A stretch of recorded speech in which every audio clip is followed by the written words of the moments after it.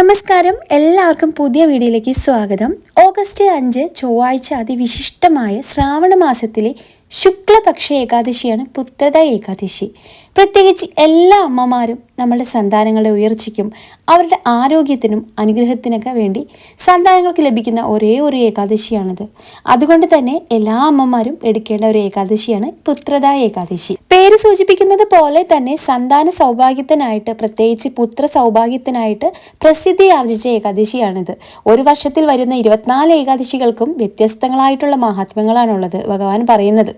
എങ്കിലും പൊതുവായിട്ടുള്ളൊരു ഫലം എല്ലാ ഏകാദശികളിലും പാപമോചനമാണ്. പുത്രേകാദശി വ്രതം അനുഷ്ഠിച്ചാൽ പാപമോചനത്തിനും കൂടെ ഒപ്പം തന്നെ വാജിപയത്ന ഫലം കൂടി നമുക്ക് ലഭിക്കുമെന്ന് പറയുന്നു. പുത്രനുള്ള മാതാപിതാക്കൾ അവരുടെ നന്മയ്ക്കായിട്ടും അവരുടെ ആരോഗ്യത്തിനായിട്ടും ഉയർച്ചയ്ക്കും പുത്രത ഏകാദശി അനുഷ്ഠിക്കാം. സന്താന സൗഭാഗ്യത്തിനായിട്ട് മക്കളില്ലാത്ത ദമ്പതിമാർ ഈ വ്രതം അനുഷ്ഠിച്ചാൽ ഏറ്റവും ഉത്തമമാണ്. കൂടാതെ ഗൃഹദോഷങ്ങൾ ഇല്ലാതാക്കാനും ദാമ്പത്യ സൗഖ്യത്തിനും ഈ വ്രതം അനുഷ്ഠിക്കേണ്ടത് നല്ലതാണ്.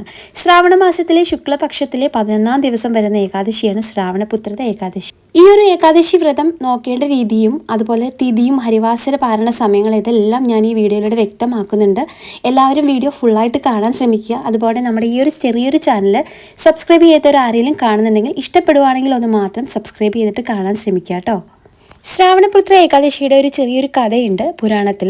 മഹിഷ്മതി എന്ന രാജ്യം ഭരിച്ചിരുന്ന ശ്രേഷ്ഠനായ രാജാവായിരുന്നു മഹിജിത്ത് എന്ന രാജാവ്. ഒരു ശ്രേഷ്ഠനായ ഒരു രാജാവായിരുന്നു മഹിജിത്ത്. നല്ലൊരു രാജാവായിരുന്നു. എല്ലാ സൗഭാഗ്യങ്ങളും ഉണ്ടായിട്ടും പുത്രഭാഗ്യം മാത്രം അദ്ദേഹത്തിന് ഉണ്ടായില്ല.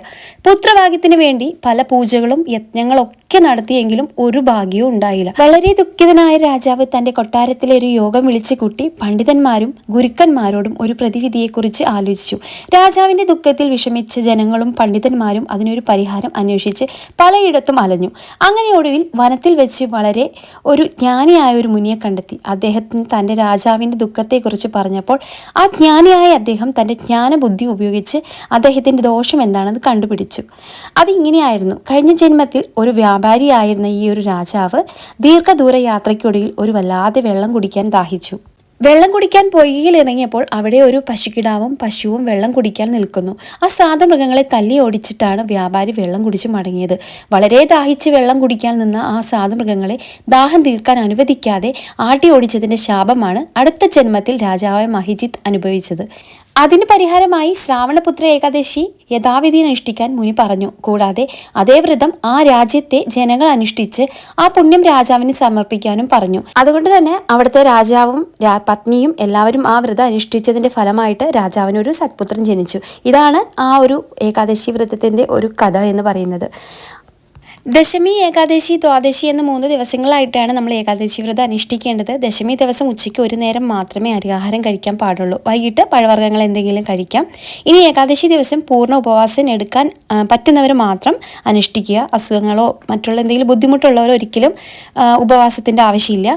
പറ്റുന്നവർ മാത്രം എടുക്കുക. അല്ലെങ്കിൽ ഫ്രൂട്ട്സോ പഴങ്ങളോ എന്തെങ്കിലുമൊക്കെ കഴിച്ചിട്ട് നമുക്ക് കരിക്കിൻ വെള്ളമൊക്കെ കുടിച്ചിട്ട് അനുഷ്ഠിക്കാവുന്നതാണ്. പൂർണ്ണമായിട്ട് ഉപവാസം എടുക്കാൻ പറ്റുന്നവർ മാത്രം എടുക്കുക കേട്ടോ.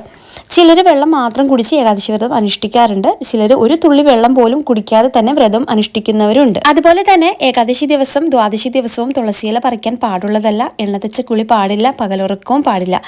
ആവശ്യമുള്ള തുളസിയില നമ്മൾ ദശമി ദിവസം തന്നെ പറിച്ചു വെക്കേണ്ടതാണ്. ഏകാദശി ദിവസം ബ്രഹ്മമുഹൂർത്തത്തിൽ തന്നെ നമ്മൾ കുളിച്ച് പൂജാമുറിയിൽ നെയ്വിളക്കൊക്കെ കൊളുത്താം. അതിനുശേഷം ക്ഷേത്രത്തിൽ പോകാൻ സാധിക്കുന്നവർ മാത്രം ക്ഷേത്ര ദർശനം നടത്താവുന്നതാണ്. പൂർണ്ണ ഉപവാസം അനുഷ്ഠിക്കാൻ കഴിയുന്നവർ മാത്രം എടുക്കുക. അല്ലാത്തവർ പഴങ്ങളും ഇളനീരൊക്കെ കുടിച്ചിട്ട് വ്രതം ആചരിക്കുക. നിറഞ്ഞ ഭക്തിയോടെയുള്ള നാമജപം, അതാണ് ഏറ്റവും പ്രാധാന്യം. ഹരിവാസരത്തിൽ അഖണ്ഡനാമജപം വളരെ പ്രാധാന്യമാണ്. അതുപോലെ തന്നെ വിഷ്ണു സഹസ്രനാമം, നാരായണീയം എന്നിവയെല്ലാം ചൊല്ലുന്നതും അന്നേ ദിവസം നല്ലതാണ്. ശ്രാവണപുത്ര ഏകാദശി ദിനത്തിൽ ഭഗവാൻ ശ്രീകൃഷ്ണനെ സന്താന ഗോപാലനായിട്ടാണ് പൂജിക്കുന്നത്. സന്താന ഗോപാല മന്ത്രം 108 പ്രാവശ്യം ജപിച്ചുകൊണ്ട് ഈ ഉപവാസം അനുഷ്ഠിക്കുന്നത് നമ്മുടെ ശരീരത്തിലെ സന്താനങ്ങൾ ഉണ്ടാകാനുള്ള തടസ്സം മാറിക്കിട്ടാൻ നല്ലതാണ്. അങ്ങനെ സന്താന സൗഭാഗ്യം ഉണ്ടാകുന്നതിനും നല്ലതാണ്. അപ്പോൾ ഈ വർഷം 2025 ശ്രാവണപുത്ര ഏകാദശി വ്രതം വരുന്നത് ഓഗസ്റ്റ് 5 ചൊവ്വാഴ്ചയാണ്. ഏകാദശി തിഥി വരുന്നത് ഓഗസ്റ്റ് 4 പകൽ 11:42 ആരംഭിച്ച് ഓഗസ്റ്റ് 5 ഉച്ചയ്ക്ക് 1:12 അവസാനിക്കുന്നു.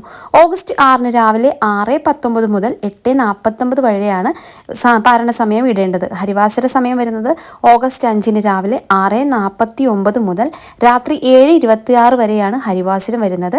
ഹരിവാസര സമയം അഖണ്ഡനാമ ജപം വളരെ പുണ്യമാണ്. ശ്രാവണപുത്ര ഏകാദശി വിധി യഥാവിധി അനുഷ്ഠിച്ച് ഗ്രഹദോഷങ്ങളെല്ലാം മാറി ദാമ്പത്യ സൗഖ്യം, സന്താന സൗഖ്യമൊക്കെ നൽകാനായിട്ട് ഏറ്റവും ഉത്തമമായിട്ടുള്ളൊരു ഏകാദശിയാണ് ഈ ഒരു ഏകാദശി. അപ്പോൾ എല്ലാവരും നല്ല ചിട്ടയോടുകൂടി ഈ ഏകാദശി വ്രതം അനുഷ്ഠിക്കുക. ഭഗവാന്റെ അനുഗ്രഹങ്ങൾ നിങ്ങൾക്ക് ഉറപ്പായിട്ടും ലഭിക്കുന്നതാണ്.